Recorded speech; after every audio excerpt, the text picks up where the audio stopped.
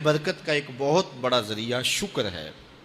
ارشاد فرمایا لَإِن شَكَرْتُمْ لَأَزِيدَنَّكُمْ، اگر تم شکر کرو گے وہ تمہیں اور زیادہ عطا کرے گا، اور اگر تم شکر نہیں کرو گے وَلَئِن كَفَرْتُمْ، کفران نعمت کرو گے، إِنَّ عَذَابِي لَشَدِيدٌ، تو پھر میرا عذاب بڑا سخت ہے۔ رزق کے اضافے کا ایک اور بہت بڑا سبب انفاق فی سبیل اللہ ہے۔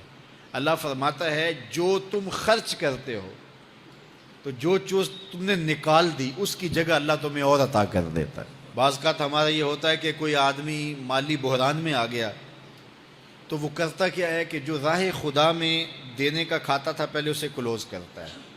یہ فلاں مدرسے کو دیتے ہو یہ بھی بند کر دو، یہ مسجد کو دیتے ہو یہ بھی بند کر دو، یہ فلاں غریب کو دیتے ہو یہ بھی بند کرو، حالات ٹائٹ ہو گئے ہیں۔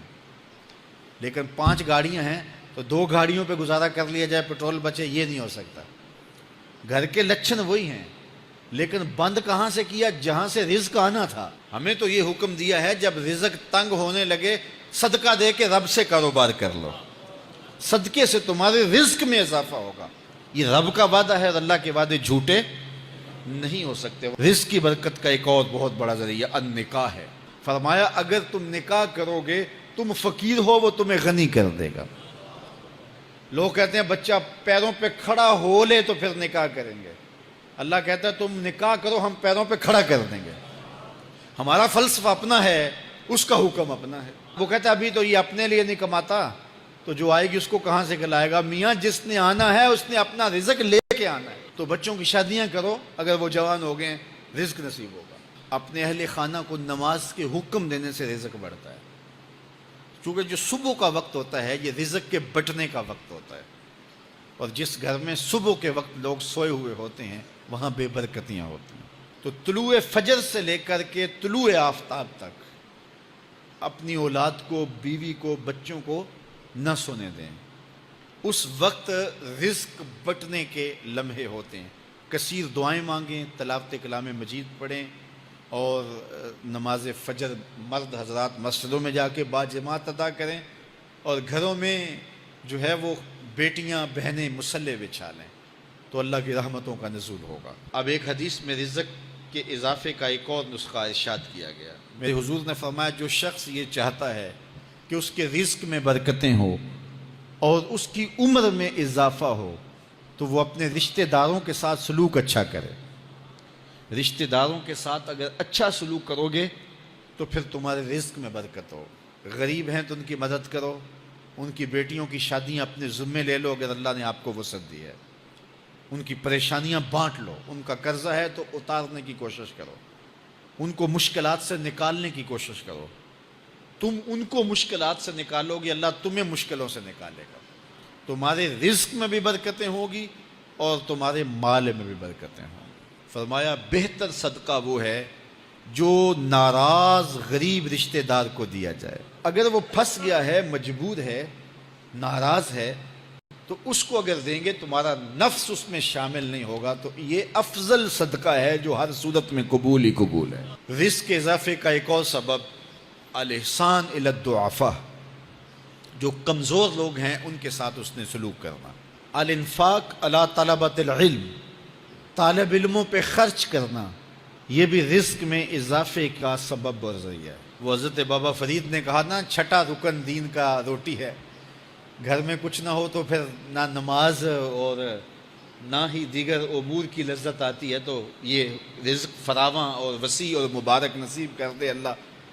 تو اس کے لیے ایک اور وظیفہ میں دیتا ہوں، اور وہ یہ کہ مغرب کے بعد 21 مرتبہ سورۃ الکوثر پڑھ لیں، کثرت ہو جائے گی انشاءاللہ۔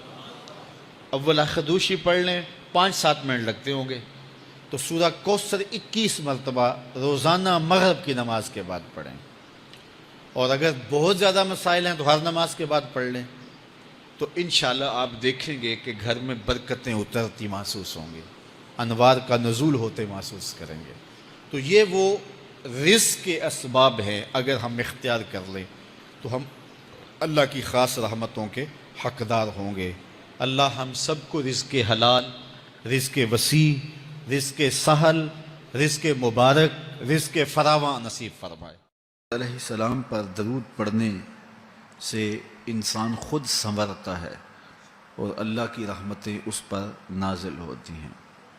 علماء نے لکھا ہے کہ درود اللہ کی بارگاہ میں ایک دعا ہے جو اللہ کی بارگاہ میں عرض کی جاتی ہے، اے اللہ نبی رحمت صلی اللہ علیہ وآلہ وسلم پر رحمتوں کا نزول کر۔ تو کوئی یہ دعا مانگے کہ اے اللہ اپنے نبی پر رحمتوں کا نزول کر، تو کیا اللہ تعالیٰ اس کی یہ دعا قبول نہیں کرے گا؟ تو درود ہر صورت میں قبول ہے۔ تو اس کا جو فائدہ ہوا کہ جس نے ایک مرتبہ حضور کے لیے اللہ کی بارگاہ سے رحمتوں کی دعا مانگی، تو اس کے مانگنے سے محبوب علیہ السلام پر کتنی رحمتوں کا نزول ہوا وہ تو اللہ جانتا ہے، یا جس محبوب کریم پہ نزول رحمات ہوتا ہے وہ جانتے ہیں، لیکن جو ہاتھ اٹھا کے دعا مانگے، جو ہاتھ باندھ کے درود پڑھے، ایک مرتبہ درود پڑھنے سے اللہ کی 10 رحمتیں اس پر نازل ہوتی ہیں۔ تو جو مسلسل درود پڑھے جا رہا ہے تو پھر رحمت کی برسات ہوتی ہے اس کے اوپر۔ رسول کریم صلی اللہ علیہ وآلہ وسلم نے ارشاد فرمایا، تم جہاں بھی ہو میرے اوپر درود پڑھو، تم جہاں بھی درود پڑھتے ہو وہ میرے تک پہنچتا ہے۔ صبح پڑھو، شام پڑھو، دوپہر پڑھو، دن کو پڑھو، رات کو پڑھو، نماز سے پہلے پڑھو، نماز کے بعد پڑھو، محفل کے آغاز میں پڑھو، محفل کے دوران پڑھو، محفل کے اختتام پہ پڑھو، مسجد میں پڑھو، گھر میں پڑھو، جہاں بھی میرے اوپر درود پڑھو گے، جیسے بھی میرے اوپر درود پڑھو گے، فرمایا میرے تک پہنچتا ہے۔ ہر شخص یہ چاہتا ہے کہ میں حضور کی قربت پاؤں، حضور کا قرب مجھے ملے، اور اگر کسی کے سینے میں یہ آرزو نہیں ہے تو اس کے سینے میں دھڑکنے والا دل کسی مومن کا دل ہی نہیں ہے۔ یہ میری بھی آرزو ہے، گناہ گار ہونے کے باوجود آرزو ہے، آپ کی بھی آرزو ہے، آرزو تو کی جا سکتی ہے، چونکہ کرم ہوتے دیر نہیں لگتی، وہ جس پہ چاہے کرم فرمائیں۔ تو اگر قربت حاصل کرنی ہے تو پھر اس کا طریقہ کیا ہے؟ رسول کریم صلی اللہ علیہ وآلہ وسلم نے ارشاد فرمایا، قیامت کے دن میرے سب سے نیڑے وہ ہوگا جو سب سے زیادہ میرے اوپر درود پڑتا ہے۔ تو جتنا درود حضور پہ زیادہ پڑھو گے قیامت کے دن اس قدر حضور کی قربت نصیب ہوگی، اور حضور کی چادر رحمت کی ٹھنڈی چھاؤں ملے گی، جام کوثر نصیب ہوں گے، اور جہاں حضور ہوں گے وہاں قیامت کے دن کی سختیاں نہیں ہوں گی، وہاں دامن محبوب کی ٹھنڈی ہوائیں ہوں گی۔ تو حضور علیہ السلام پر کثرت سے درود پڑھنا یقیناً یہ دکھوں کو دور کرنے کا علاج ہے، اور یہ دنیا آخرت کی بہتریوں کی ضمانت ہے۔ حضرت ابو ہریرہ رضی اللہ تعالیٰ عنہ سے روایت ہے جو امام ابو داود نے اپنی سند سے روایت کی ہے۔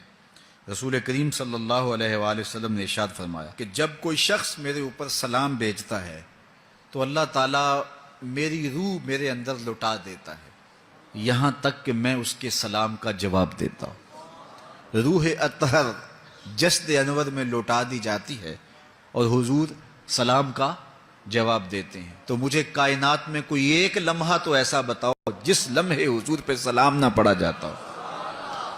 وہاں روضہ رسول پہ چلے جائیں تو وہاں لمحہ لمحہ سلام کے گجرے ہیں، کائنات کے جس گوشے میں چلے جائیں درود و سلام کے جو ہیں وہ گجرے ہیں۔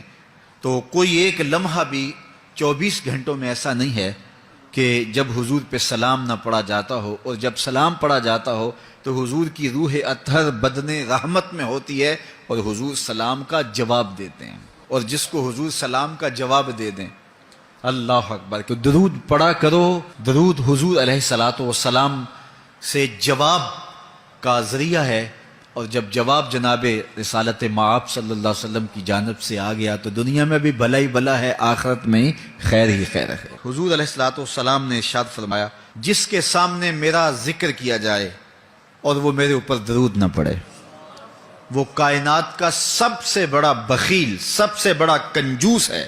ہم بخیل تو نہیں ہیں، تو پھر پوری یکسوئی کے ساتھ چند مرتبہ حضور